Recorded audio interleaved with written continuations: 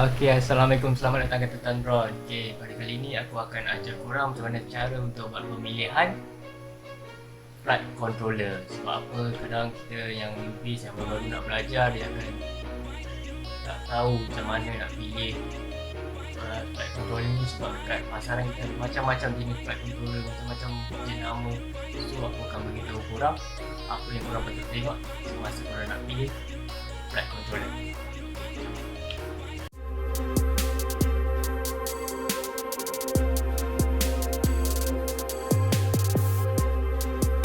Alright, sebelum kita nak buat pemilihan untuk flight controller, kita kena tahu dulu first adalah first satu ialah processor. Apa yang aku masukkan dengan processor ni? Dalam flight controller kita sekarang ni kita ada F1, F3, F4, kita ada F7 dan juga yang paling latest sekarang ialah H7. Untuk F1 dan F3 ni kita abaikan saja sebab kita dah tak pakai. Kenapa aku cakap dah tak pakai? Sebab Betaflight start for 4.0 ke 4.1 lah. So dia dah tak boleh nak F3 ni dah tak mampu untuk proses Betaflight tu lah kan. So sekarang kita akan hanyalah kita fokuskan dekat F4, F7. Dan H7 ni dia sebenarnya masih baru lagi dalam pasaran. Cuma dekat sekarang ni H7 ni ada dua jenis saja brand, iaitu daripada brand FPV, itu FC Radix 2 dan juga Flight 1, iaitu H7 tu panggil Lightning H7. So sekarang kita akan fokus ke F4, F7 dan H7 sahaja. Apa kelebihan masing-masing ni? Apa kekurangan masing-masing ni? Sekarang kita ceritakan dekat F4. Dekat F4 ni, kekurangan dia ialah signal untuk S-Bus, iaitu untuk pengguna FR Sky, so RX lah, kita punya RX. S-Bus ni untuk F4 punya hanya pack yang telah dia bagi saja. Pack mana? Pack kat solder tu, mana kita nak solder tu kan, pack tu sahaja dia boleh pakai. Maknanya dia tak boleh pakai mana-mana UART kosong yang lain. Maknanya kat situ ada sedikit kekurangan F4 ni. Dia tak boleh nak proses untuk tukar daripada inverted signal ke uninverted signal. So S-Bus ni kita pakai inverted signal. So kat F4 ni dia tak mampu nak tukar daripada inverted ke uninverted lah. So manakala dekat F7 dengan H7 ni, kalau korang pakai S-Bus, korang boleh masuk dekat mana-mana UART. Mana-mana UART yang kosong korang boleh pakai dekat mana-mana saja. Tak payah nak tukar, tak payah nak cari mana pack S-Bus ni kan, mana nak cucuk. Kau cucuk je kat RX. Macam contoh RX1, TX1, kau boleh terus masuk kat situ. Dan F7 dengan H7 ni akan automatic tukar korang punya signal tu untuk jadi inverter ataupun uninverted. Kemudian kenapa kita nak, sebelum kita nak buat pilihan tu, macam fikir kan, aku ni nak beli F4 ke nak beli F7 kan. Kalau tengok harga pun sekarang F7 dah ada yang dah murah daripada F4 sendiri. So aku nak ambil mana? Orang cakap F7 ni makin laju, maknanya aku tak payah nak tune kuat dah, so dia boleh proses laju. Kat sini aku ceritakan untuk F4 pada masa sekarang ni, Betaflight panjang aku nak tulis. Untuk Betaflight F4 ni dah memadai. F4 sekarang dah memadai, walaupun sekarang dah nak sampai Betaflight 4.3. So kita masih boleh pakai lagi. Dia mampu lagi untuk proses untuk Betaflight, masih lagi berkemampuan, masih lagi laju, masih lagi relevan untuk kita pakai. Okey. So manakala F7 dan juga H7 ni lebih kepada feature proof. Okey, apa aku maksudkan dengan feature proof ni? Feature proof ni bermakna andai kata Betaflight cakap, okey, Betaflight 5.0, okey, time tu Betaflight nak keluarkan 5.0, dia cakap, okey, kita punya software ni dah terlampau advance, F4 dah tak boleh nak support sebab kita dah advance, kita dah ada auto tuning, kita dah ada auto flying, auto trip, okey, semua dah auto. So F4 ni dah tak mampu nak proses kan. Macam contohlah dalam komputer pun, kalau kita nak main game sekarang kan, dia menggunakan grafik yang makin lama makin tinggi. So grafik card yang bawah-bawah ni dah tak mampu nak support. Sama juga dalam flight controller ni. So sebab itu aku cakapkan feature proof ni bermakna katalah korang beli tahun ni, tahun depan Betaflight dah cakap hanya F7 sahaja yang mampu untuk menggunakan firmware yang terbaru. Contohnya macam firmware 5.0 Betaflight. Okey, mana kat situ korang dah boleh guna. Yang pakai F4 tak boleh nak update korang punya firmware, kenalah pakai 4.3 lagi. Okey, alright, tu kan korang boleh faham lah kan. Simple je kat situ. F4 masih lagi relevan, tak ada apa sekarang, korang boleh pakai lagi. F7 dan H7 lebih kepada feature proof lah untuk kegunaan masa hadapan. Itu pun kalau korang punya flight controller tak barai dulu.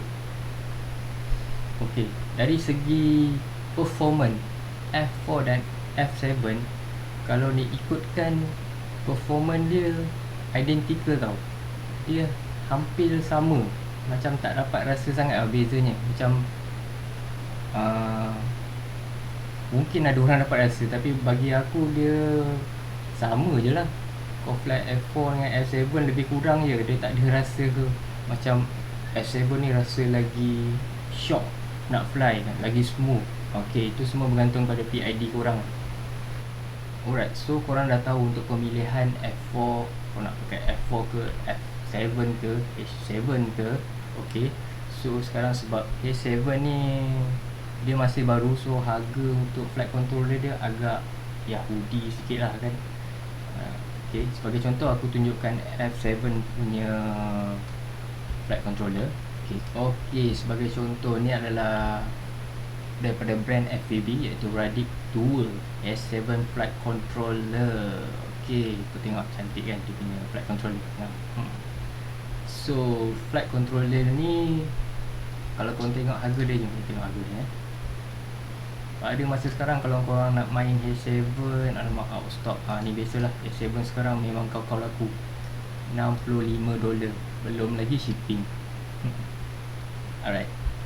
Okay, lagi satu H7 kita ada Flight 1, iaitu Flight 1 ni kita tak pakai Betaflight So kita pakai Falcon X, dia punya operating system. Dia closed system lah, closed system maknanya boleh masuk Betaflight, tapi selalunya orang masuk Betaflight tu sebab nak, kalau dulu punya Flight 1 punya FC, kita masuk Betaflight tu sebab kita nak apa, kita nak masuk BL Heli, kita nak setting BL Heli untuk ESC kita lah, itu sajalah. Tapi sekarang H7 ni aku rasa dah tak payah pass through dia tak payah pass through Betaflight dah sekarang kot. Okay, so ni lah dia. So kita boleh tengok harga dia $50. Okay, harga agak mahal lagi untuk masa sekarang, tetapi macam biasalah, sold out panjang. Sekarang kita dah tahu apa kita nak pilih processor mana. Kita nak pilih F4 ke, kita nak pilih F7 ke, atau H7, itu terletak pada anda. Bagi aku F4 dah memadai untuk masa sekarang. Kedua, kita akan tengok dia punya operating system. Okay, operating system ni adalah OS. OS ni macam kalau dalam komputer kita ada Windows, kita ada Mac, kita ada Linux. Okay, itu operating system dah. Maknanya apa firmware yang dia pakai untuk operatekan sistem dia tu lah. Okay, dalam operating system ni kita ada macam-macam jenis. Contoh kita ada Betaflight, kita ada Emuflight, kita ada CleanFlight. Okay, so yang Betaflight, Emuflight, CleanFlight ni adalah semua open source. Maknanya kebanyakan FC dia boleh, kita boleh install. Kita nak install Betaflight ke, kita nak install Emuflight ke, kita nak install CleanFlight. So kebanyakan ini dia open source. Jadi macam Android lah kan. So dia macam Android, korang boleh open source. Dia macam satu FC tu korang boleh pakai banyak OS yang korang suka lah, mana yang korang rasa korang lebih selesa nak pakai. Manakala kita ada close, untuk close source punya close source ni kita ada keys, kita ada Falco kita ada Falco X. So ini adalah yang jenis close, maknanya close source ni maknanya dekat hanya under license saja yang boleh buat flight controller dia pakai dorang punya OS. Contohnya macam Flyduino, dia hanya fokus, dia hanya menggunakan keys. Kita ada Fatec yang hanya menggunakan keys. Manakala kita ada Flight One khas untuk Falco X. Tetapi pada masa sekarang ada certain FC yang kita boleh flash masuk Falco X. Okay, macam tak semestinya kita nak pakai Flight One saja punya FC kan. So kita boleh pakai macam Mamba, itu kita boleh pakai Hobbywing punya, kita boleh pakai lagi T-Moto kalau tak salah aku. Ada lagi lah beberapa FC yang kita boleh pakai untuk Falco X ni. Okey, kemudian kita dah tengok semua apa yang kita rasa kita nak pakai OS apa. Kita nak pakai Betaflight ke, kita nak pakai keys atau Falco X. Kita kena pastikan kita punya FC tu support apa OS yang kita nak pakai. Okey, kemudian nombor 3, apa yang kita perlu tengok semasa membuat pemilihan FC. Pertama ialah power input dia. Okey, power input ni penting supaya bila korang cucuk lipo, korang punya FC tak terbakar. Okey, pada masa sekarang ni kebanyakan FC dah boleh support 2S ke 6S lipo. Maknanya kalau dia tak tulis pun situ, InsyaAllah dia boleh support 2 ke 6S punya power voltage lah. Okay, power input dia boleh support. Tetapi kalau macam itu, kalau yang jenis, nanti aku ceritakan size pula. Tapi ada certain yang macam flight controller yang kecil-kecil, yang untuk micro whoop, yang untuk toothpick, itu korang kena pastikan dia punya power input tu betul. Macam kalau korang main micro whoop kan, kalau korang main micro whoop, dekat FC tu tulis 1S sahaja. Maknanya kalau korang cucuk tu S, confirm dia terbakar. Korang kena pastikan power input tu, korang tahu korang punya power input, berapa S korang nak main, dan berapa S yang boleh FC itu support. Itu make sure korang ambil tahu kan. Nombor 4, kita kena tengok dia punya size. Okey, dalam flight controller ni kita ada macam-macam jenis size. Kita ada 16x16. Itu kita ada 20x20. Kita ada 26 kalau tak salah aku, 26x26. Kita ada 30x30. Okey, ni adalah standard size yang kita akan jumpa bila korang Google dalam Shopee atau korang tengah scroll kat Shopee, korang boleh tengoklah size-size ni. Okey, kenapa kita perlu tahu jenis size kita? Okey, sebab bila kita sebelum kita membeli flight controller, kita kena tengok kita punya frame dahulu. Okey, kita kena tengok frame kita dahulu. Frame kita ni support size apa untuk kita punya FC ni. Okey, sebagai contoh, kita ada frame yang kat situ dia tulis 30-30 dengan 20-20 punya mounting. So kat situ kita dah tahu, okey, aku nak pakai 20-20 atau 30-30. Mana kalau 20-20 ni dia kecil sikit lah FC dia, mana untuk 30-30 tu lebih besar sedikit. Okey, macam kalau korang main WoW, confirm dia punya size kecil. Korang jangan beli, tengok size 30-30 korang beli, lepas tu nak masuk kat micro WoW, memang tak lepas, memang tak boleh nak masuk. Okey, sebelum korang beli tu, korang make sure dia punya size tu ngam dengan korang punya frame. Alright, nombor 4, nombor 5. Apa kita nak tengok dalam nombor 5? Okey, dalam FC ni kita ada 3 jenis kategori sebenarnya kan. Okey, pertama adalah kategori FC yang biasa je. Okey, ni FC biasa. Kemudian kita ada FC AIO, All in One. Okey, All in One ni dia ada 2 jenis. Kalau korang perasan sekarang ni, ada satu All in One. Kalau dulu-dulu, okey, cerita pasal dulu-dulu, All in One ni kita gunakan FC ni kalau kita nak pakai ESC single. Okey, maknanya bukan ESC yang seketul 4 in 1 tu. Kita nak pakai dia single, satu supaya bila kita rosak, kita tukar satu biji ESC saja kan. So dia ada ciptakan satu FC AIO yang akan, dia ada input, motor input lah dekat dia punya FC, dan juga power dia direct pergi ke FC. Okey, power dia direct pergi ke FC. Pada masa sekarang kita ada FC AIO juga. Korang jangan tersalah tengok, AIO yang sekarang ni dia dah siap ESC dalam flight controller tu. Okey, maknanya dalam flight controller tu dah ada siap ESC. Mana korang hanya sambung wire motor terus kepada ESC. 6 ialah dia punya feature ni apa? Feature ni adalah apa kelebihan FC tu. Okey, apa kelebihan FC tu? So kita kena tengok lah. Sebagai contoh, FC ni dia ada Bluetooth. So korang tak payah pakai cucuk kabel lah, dah ada Bluetooth dah kat situ kan. Korang boleh connect data flight ke FC tu pakai Bluetooth je saja kan. Bluetooth. Okey, kemudian apa lagi yang special dia ada dekat FC tu? Kita tengok, kita cari feature dia. Okey, kenapa kita perlu cari feature tu?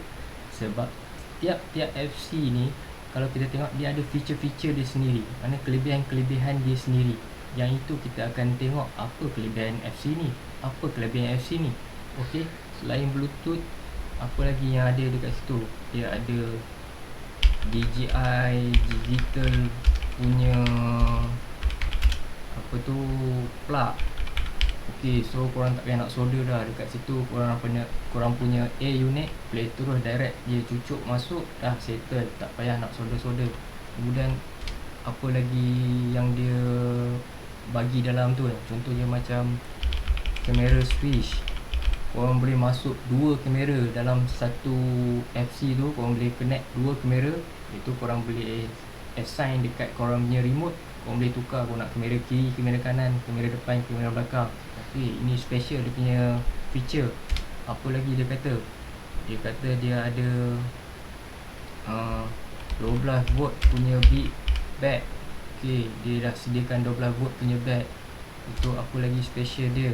Dia special dekat apa lagi VTX switch. Okey, dia boleh masuk peak mode dengan hanya korang assign dekat remote je. Korang tekan je switch, okey, VTX korang terus masuk peak mode. Itu adalah feature-feature dia lah. Kemudian apa lagi feature? Boleh masuk SD card. Okey, boleh masuk SD card. So kalau dia ada black box, korang boleh besarkan lagi korang punya black box punya size. Macam contoh selalu 16MB, korang boleh cucuk masuk kata 16GB pula kan. Korang nak rakam banyak gila black box punya data. Okey, nanti kita akan tunjuk contoh. Korang akan tengok contoh kejap lagi supaya korang nampak lah apa yang feature-feature yang korang kena cari kan. Macam aku, feature yang aku akan cari, feature yang aku akan cari, satu aku suka cari dekat dia punya layout pad dia. So macam mana dia punya design layout pad, dekat mana dia punya kamera punya pad, kat mana VTX punya pad, kat mana dia punya RX punya pad.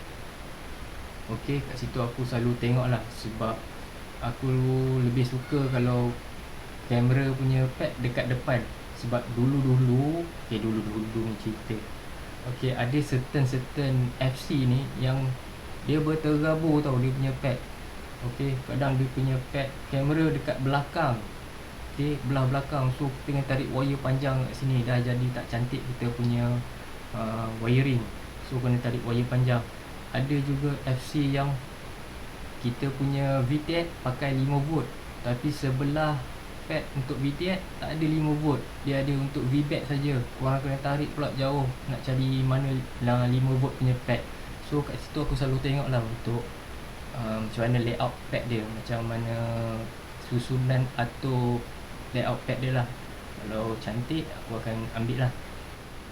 Ok, so aku lebih suka tengok layout pad, kemudian aku tengokkan feature dia lah, apa yang special dekat feature dia kan. Ok, so nanti aku tunjukkan contoh lah untuk feature-feature dalam FC ni. Ok, kita tengok FreeB ni kan, besar sikit. Ok, apa ok, boleh lupa aku beritahu. First kita check dia punya input voltage 2 hingga 6S. Alright, itu size. Ok, selalu kalau size dia tak bagi ni, kalau dia tak ada macam ni kalau selalu ada tulis mini ni, kalau yang tak bagi tahu size. Kalau mini ni selalunya 20x20 lah. So kalau dia tak tulis mini ni, selalunya 30x30. Ok, so kita tengok belakang dia. Ok, apa special yang ni? Special dia, ok, boleh direct sambung ni. Ok, boleh sambung dengan unit korang direct. So ni feature dia, Respeed HD. Kemudian apa dia ada lagi? Dia ada Bluetooth pun ada. Ok, kemudian kita boleh dekat sini kita boleh park kita punya RX Nano, kita boleh park kat sini. Betul? Boleh parking atas ni terus kan, direct atas ni. Ok, tu feature dia. Kemudian apa lagi tak ada apa untuk lebih pada HD nya. So F7 tulis, ok, ni mini. Kalau mini ni size kecil lah, 20x20. So kita tengok apa special dia. Ok, kita baca lah. Ok, kita ada kamera switching. Nampak dia ada kamera switching. Itu dia ada black box, ada VTX power switching. Ok, so tu feature lah, tu feature semua. Kemudian kita ada 6 UI. So banyak UI dia. Ok, so kita tengok SpeedDB all in one. Ok, SpeedDB all in one ni, ok, seperti aku cakap tadi lah, dia bukannya ada ESC kan, cuma dia kita boleh pakai dia untuk guna single ESC lah. Ok, kalau nak pakai 4 in 1 pun tak kisah, tapi banyak benda lah korang kena solder kat sini, banyak wire selerak. Ok, apa special dia? Ada Bluetooth. Ok, boleh ngam pair dengan handphone, boleh setting terus dengan handphone. Alright, ni tu F4. Ada lagi built-in LCD filter untuk gambar lebih clear. Ok, alright, tu feature. Kemudian apa lagi feature dia. 4 UI, 3S, 6S.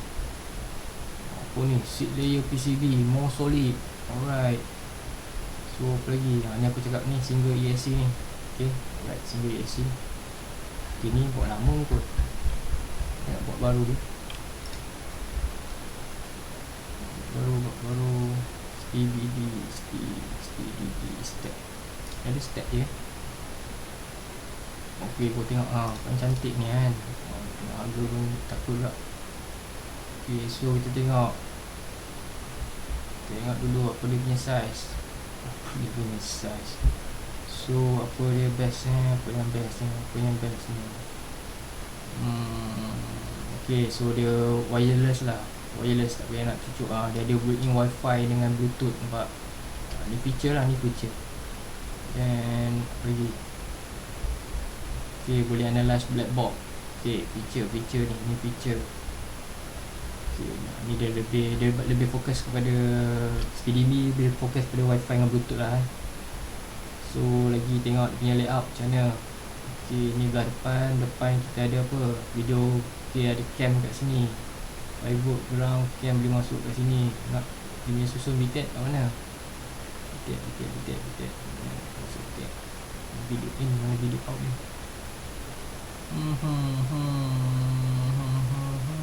Mana tak nampak ah. Mana nak masuk video out dia. Sekejap.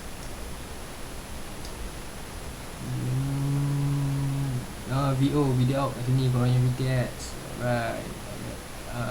TX RX2 T2 R2 buat kat sini. Okay, ground, video out, kau punya smart audio. Alright, 5V. Kau nak pakai 5V, 9V berdekatan. Okay, so berdekatan cantik. Okay, ambil pakai apa, F7. Okay, so itulah feature-feature yang korang kena tengok sebelum korang nak cari flight controller ni. Dia bukan hanya korang tengok pada harga, so korang kena tengok juga dia punya komponen, dia punya layout, dia punya feature. So kat situ korang pilih mana yang korang rasa sesuai untuk pemilihan korang. Okay, aku rasa setakat tu lah perkongsian aku kali ni. Jumpa lagi dalam Tentang Drone.